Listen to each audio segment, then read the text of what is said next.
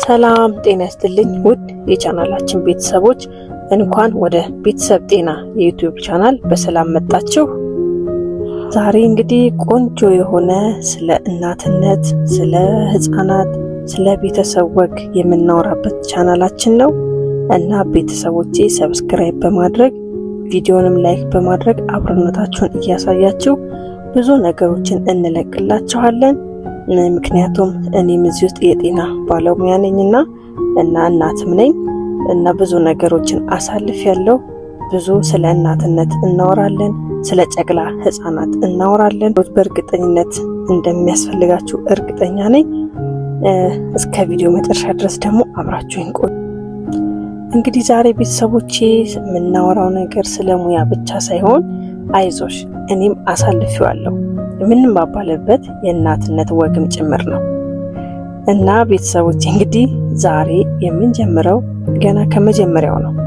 ያንን አይን እረፍት የሚሳነውን ደስ የሚለውን ጊዜ ደግሞ ትንሽ የሚያስፈራውንም የጨቅላ ህፃናት የመጀመሪያ ሳምንት እንክብካቤ ነው የምናየው። በተለይ አዲስ እናቶች ከሆስፒታል ጥላችሁ ስትወጡ ማኑዋል ወይም ደግሞ መመሪያ አብሮ አይሰጥም አይደል? ዛሬ እኔ መመሪያው ናቸዋለሁ ማለት ነው። እሺ ቤተሰቦቼ አሁን እንግዲህ ስለ እምብርት እንክብካቤ ነው የምናወራው። የመጀመሪያ ልጅ ሲሆን ደግሞ እኛ እናቶች ላይ የሚፈጥረው ሀሳብ ማለት በቃ እስከሚደቅ ድረስ ያለው ሀሳብ በጣም ከባድ ነው። ስለዚህ እሱን ነገር እንዴት አድርገን ነው የምናስተካክለው የሚለውን ነው የምንወያየው ማለት ነው። እንግዲህ ህፃኑን ይዘን ወደ ቤታችን ስንገባ እምብርቱ ላይ ያለው ነገር ያስፈራናል። ቢጎዳውስ ቢቆስልስ ማለታችን አይቀርም። ዋናው ነጥብ እምብርት መድረቅና መውደቅ ያለበት በራሱ ጊዜ ነው። ምንም አይነት ቅባት ወይንም ደግሞ ቶሎ ይውደቅ ተብሎ የሚቀባ ነገር አያስፈልገውም። አንዳንዴ እንደውም አያቶቻችን ቅቤ ቀቡት ይሉናል። ቅቤው ለምግብ ይሁን እንጂ ሊያውም በዚህ ሰዓት ቅቤ ከባድ ነው አይደለ? አሁን ግን ያው ቀልዱን ትንሽ እንተውና መደረግ ያለበትን ነገር እነግራችኋለሁ። ንጹህና ደረቅ እንዲሁም ማድረግ ብቻ ነው የሚያስፈልገን።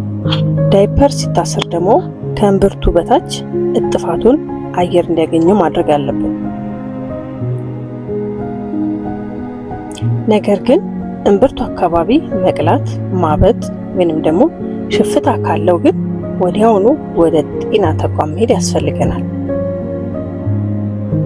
ሌላው ደግሞ የምናየው እንግዲህ ቢጫ የመሆን ነው። ቢጫ የመሆን ስንል ደግሞ በሁለተኛው ወይንም ደግሞ በሶስተኛው ቀን የሚወጣ ቢጫ የመሆን ነገር ነው።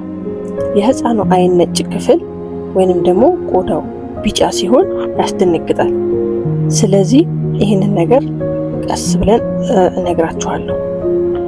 ይህ ብዙ ጊዜ ደግሞ የሚከሰት ሲሆን ምክንያቱም የህፃናቱ ጉበት ገና ስላልጠነከረ ነው። ትልቁ መፍትሄ ጡት ማጥባት ሲሆን በደንብ ሲጠቡ በሽንትና በቆሻሻ መልክ ያንን ቢጫነት ያስወግዱታል። እንግዲህ ሌላው ደግሞ ጧት ለስላሳዋን ፀሐይ ማስመታት ያስፈልጋል። ይህንን ስናደርግ ደግሞ ከቤት ውስጥ ሆኖ ሳይሆን እና ደግሞ በመስኮት በኩል የምናደርገው እናቶች ይህን ነገር መጠንቀቅ ያስፈልጋል። ምክንያቱም በመስኮት በኩል በምናደርግበት ጊዜ ንፋስ አብሮ ሽው ብሎ ገብቶ ሌላ ነገር ሊያስከትልብን ስለሚችል ለስለስ ያለችዋን ጠዋቷን ፀሐይ እንዳልኳቸው ውጪ ላይ ወጥቶ የሚሸፈነውን አካል ሸፈን አድርገን ሳይበዛ ሞቅ አድርገን ማስገባት ያስፈልጋል እና በፍጹም በመስኮት በኩልና በሚገባ ፀሐይና በበር ሾልኮ በሚገባ ፀሐይ ባታደርጉ እመክራለሁ። ነገር ግን ቢጫነቱ በጣም ከጨመረና ህፃኑ ደግሞ ጡት መጥባት ካቆመ ወይም ደግሞ በጣም ከዛለ ፀሐይ ትፈውሷለች ብላችሁ ቤት አትቀመጡ። እኔም ምንም ፋርማሲስት ብሆን በእንደዚህ አይነት ጊዜ ግን ወደ ሐኪም ቤት መሄድ ግድ ነው። እሺ አሁን ቤተሰቦቼ ስለ አስተጣጠብ ነው የምናየው እና ንጽህናቸው እንዴት እንጠብቃለን ወደሚለው ነው የምንሄደው። እሺ ገላቸው እንዴት ነው የምታጠቡት እናያለን። አንዳንዶቻችሁ እናት ግን እምብርቱ ሳይወድቅ ሳሙና ባዝ የምታስገቡ አላችሁ። እሺ ቤተሰቦቼ ይሄ እንደ ቀልድ ነው። እሺ እንደ እውነታ እንዳታዩብኝ። መቼ ይታጠቡ የሚል ጥያቄ መምጣት አይቀርም። እምብርቱ እስኪወርቅ ድረስ ሙሉ ገላቸውን ውሃ ውስጥ ዝፍቅ አድርጎ ማጠብ አይመከርም። በንጹህና ለስላሳ ጨርቅ ለብ ባለ ውሃ ወይንም ደግሞ ስፖንጅ ባስ በጨርቅ እየጠረቁ ማጽዳት በቂ ነው።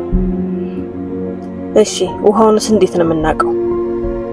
በክርናችን ወይንም ደግሞ በእጃችን መዳፍ በጀርባው በኩል አድርገን ለኛ የሞቀው ለህፃኑ ስለሚያቃጥል በዛ መሞከር አለብን። ውሃው እንደማያቃጥላቸው እርግጠኛ ከሆነም በኋላ ብብታቸው ስር፣ አንገታቸው ስር እና ሌሎች መገጣጠሚያ አካላቸው ላይ በንጹህ ጨርቅ በማድረግ እናጸዳላቸዋለን። እምብርታቸው ከወደቀ በኋላ ግን ልክ እንደዚህ ጭንቅላታቸውን በመጀመሪያ ቀስ ብለን ወደ ኋላ ውሃው ወደ አይናቸው እንዳይወጣ እያደረግን ቀስ በቀስ እያጠብን እናጸዳላቸዋለን ማለት ነው። ከዛ በኋላ ሰላማዊ የሆነ ቆንጆ እንቅልፋቸውን ይተኛሉ። እናንተም ሰላማችሁን ታገኛላችሁ ማለት ነው። ሌላ የምናየው ስለ ትኩሳት ነው። እሺ ትኩሳት ካለው ህፃኑ ገላው ከሞቀ በቴርሞሜትር መለካት ያስፈልጋል። 38 ዲግሪ ሴንቲግሬድ እና ከዛ በላይ ከሆነ ትኩሳት አለው ማለት ነው። ጨቅላ ህፃናት ላይ ትኩሳት ሲኖር በቤት ውስጥ ፓራሲታሞል ሰጥቶ መተኛት አይቻልም። ወዲያውኑ ሐኪም ጋር መሄድ አለባችሁ። እንግዲህ ቤተሰቦቼ ቪዲዮን ላይክ እያደረጋችሁ እስካሁን ድረስ ደግሞ አብራችሁ ከቆያችሁ ኮሜንት ላይ አስቀምጡልኝ። ቪዲዮንም ከተመቻችሁ እንደዚሁ አሳውቁኝ። ለሌላ ሰው እንዲደርስልኝ ደግሞ ሼር እያደረጋችሁ ማለት ነው። ለዛሬ የነበረን ቆይታ እንግዲህ ይህንን ይመስላል። እናትነት ከባድ ነው፣ ግን ደግሞ እጅግ ደስ የሚል ጉዞ ነው። በሚቀጥለው ቪዲዮዎች ደግሞ እስከምንገናኝ ድረስ መልካም ጊዜ ይሁንላችሁ።